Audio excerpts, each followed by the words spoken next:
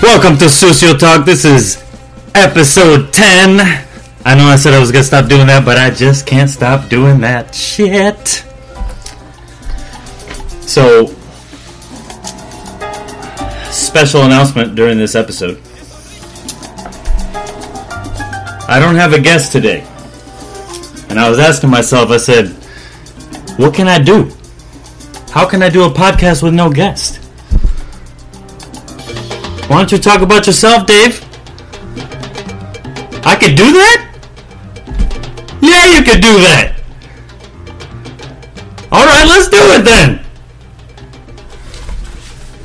Ladies and gentlemen, Sucio Talk, episode 10, with my damn self, David Richard Guilloty Rodriguez, born on the island of Puerto Rico, in Mayagüez, in 1989.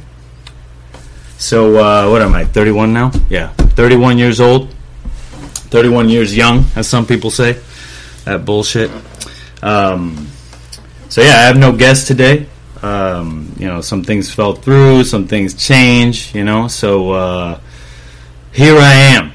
And what better episode to do my my career and life story than episode 10, It's been 10 episodes so far since I've been doing this. Sucio Talk started in November. So far we have 2,000 listeners. So 2,000 listeners is, I think, a big feat in 2 months. It's 1,000 listeners a month. I think I'm doing all right. I'm just a squirrel trying to get my nut out here. Trying to hustle hard and see what else is out there after my tour cooking.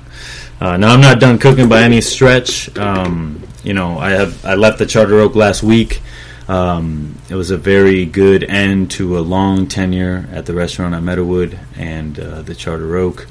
I got a lot of love for Chef Costow, Chef Kat, Chef John, who had a big part in my career there, and the reason why I am the chef I am today is because of them. But that's toward the latter end of my story. Here at Sucio Talk, we like to take things all the way back.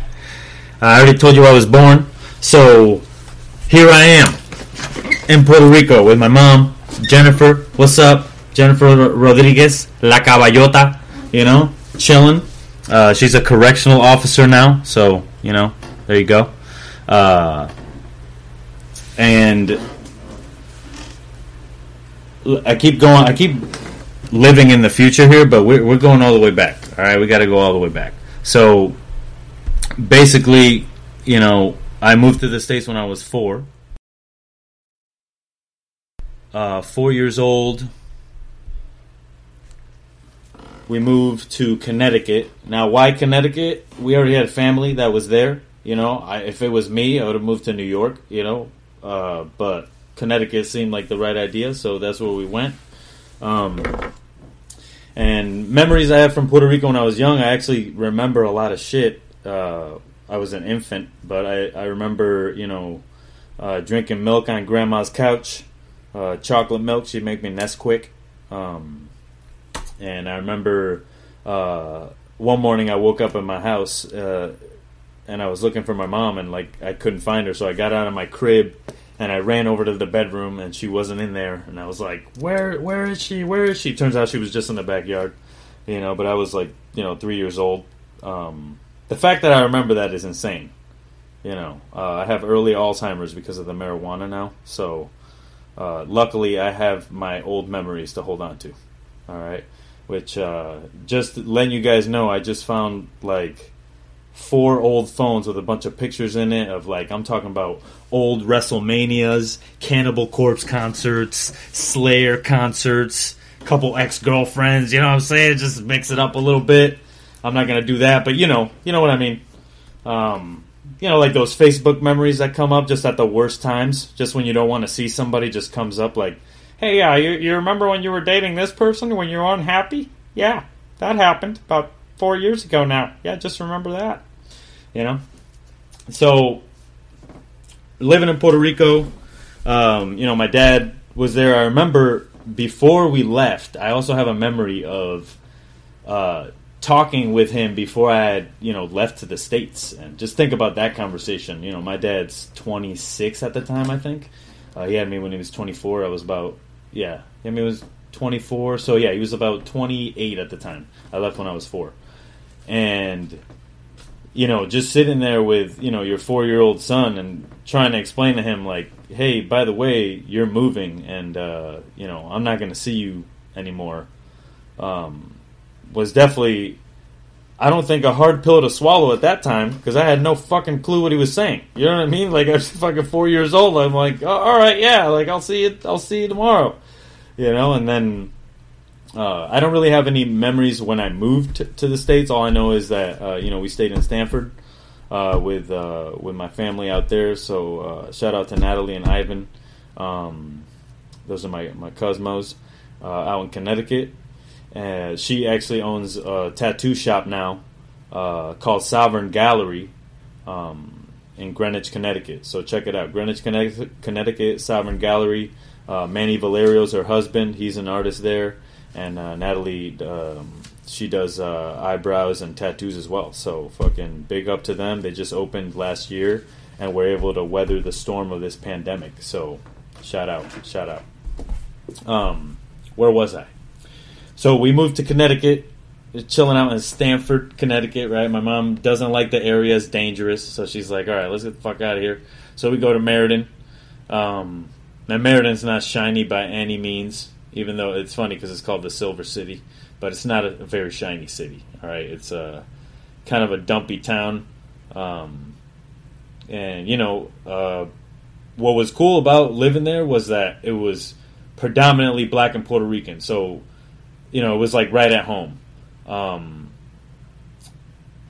There was, however, obviously there's fucking white people too. There's white people everywhere, right? So the first school that I went to in Connecticut was an all English-speaking school, right? So my first language was Spanish. So I had no fucking clue. They put me in this class, and all I had a memory of was that we were playing with, like, the class hamster, right? And they're all, like, passing around, and I remember taking it and passing it along, and the kids there, like, trying to talk to me. Everybody was really nice, but I had no fucking clue what anybody was saying to me, right?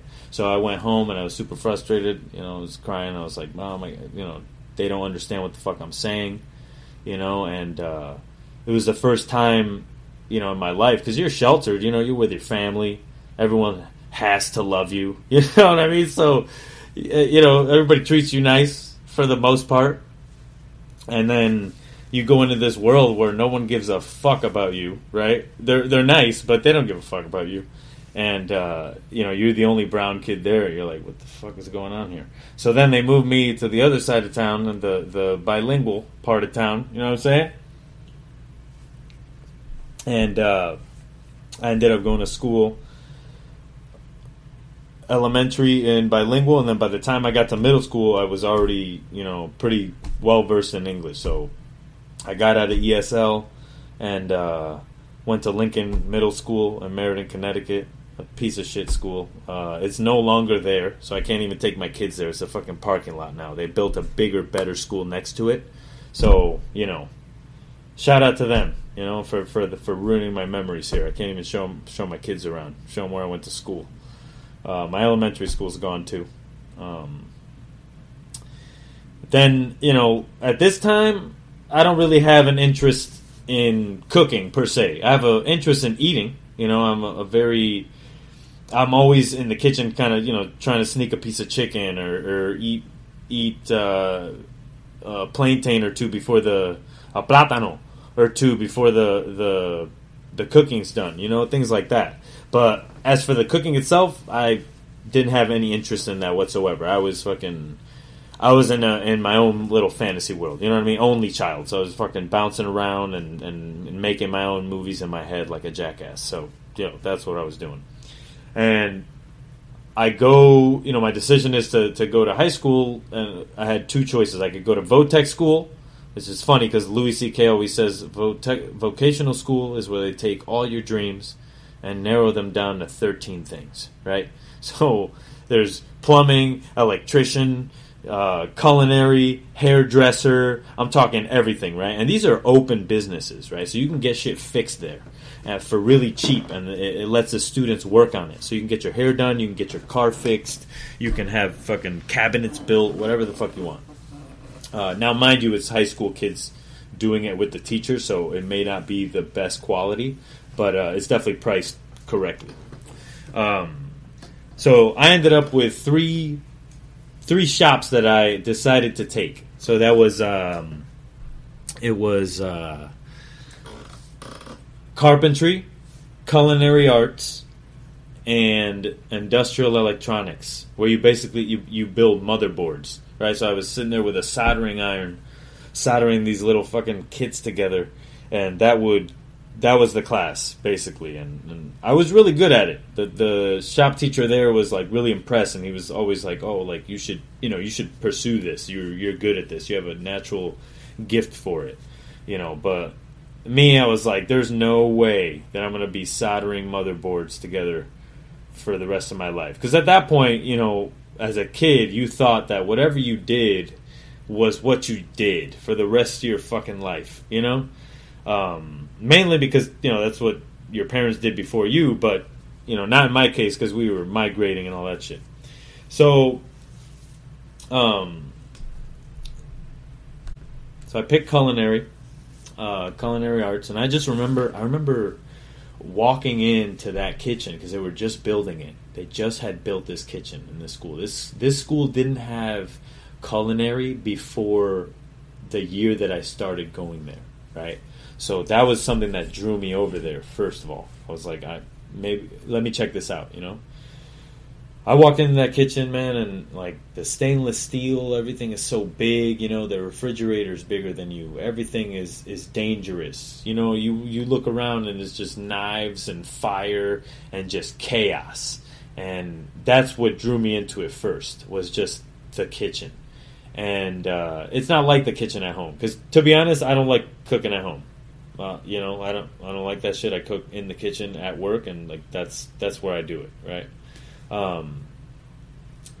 But when I walked in there, man, I was like, this is amazing. They had a blast chiller, which I found out later that not everyone has a fucking blast chiller. That's a luxury thing to have, So we're in this school, and we got this multi-million-dollar kitchen, and I don't know if it was multi-million-dollars. I'm just throwing that out there, but it was a very nice kitchen for a public vocational school in Meriden, Connecticut, right? So I take this class, and I remember also the other memory I have is cutting an onion for the first time, and just kind of looking around the room and being like, I could do this for a job, like just cut onions. That's amazing, right? I want to get paid to cut onions, So I immediately was in love with it. I was like, there is nothing else I want to care about other than this, right? And that was just like learning how to be a cook. That was all I cared about, was learning all the history behind it, who Escoffier was and who Carême was, and the identification of different equipment. And we used a tilt skillet to make rice in. We could make like 44 quarts of rice at a time, and big flat tops. And we were doing, the way it was the juniors and the sophomores would do service for the student body, right? So we do like 400 covers a day. It'd be like I think there was 12 students. So 12 kids would do 400 people a day, and it was easy. It was, salads. Burger day was burger day. We'd just be sandbagging burgers all day. You know what I mean? To the person who doesn't cook, sandbagging is when you cook things way ahead of time, so you're not in the shits when you're doing the service. Is frowned upon, but sometimes when you are short-staffed, you have no choice. You must sandbag. So, we're in this school, and I do this culinary program, and I'm in love with it, and I think the teachers there also saw that I had something, because they took their extra time to kind of